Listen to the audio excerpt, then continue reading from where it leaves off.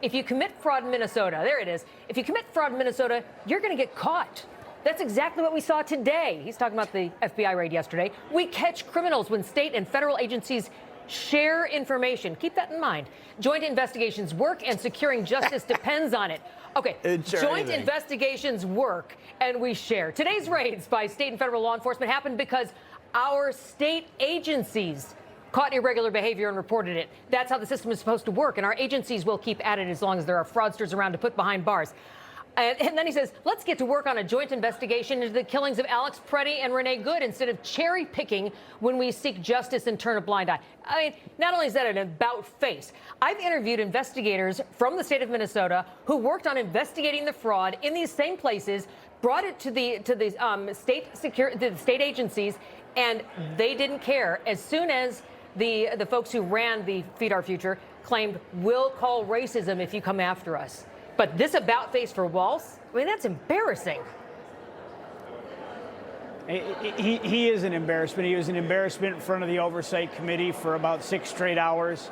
He and Keith Ellison, the Attorney General, couldn't get their story straight. These are hyper-partisan Democrats. They turned a blind eye for years and years. We had Minnesota state senators testify at Oversight.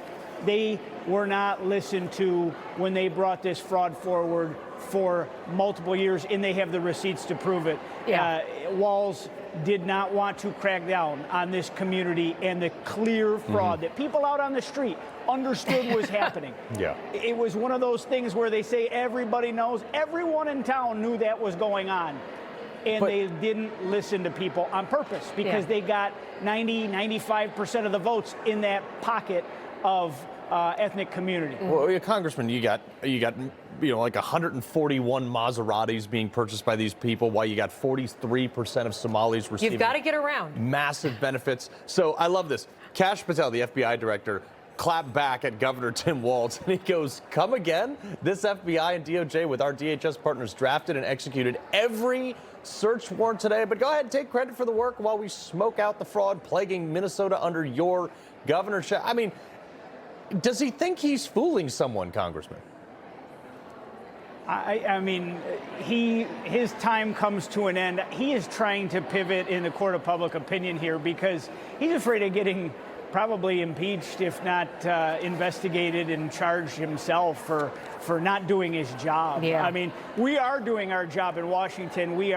The Oversight Committee today is marking up bills to get to the House floor to fight fraud and to create standards so this Minnesota does not happen again. What Vice President Vance and the FBI are working on with this fraud task force, moving things forward, getting those raids. We've got a lot more. It's a target-rich environment.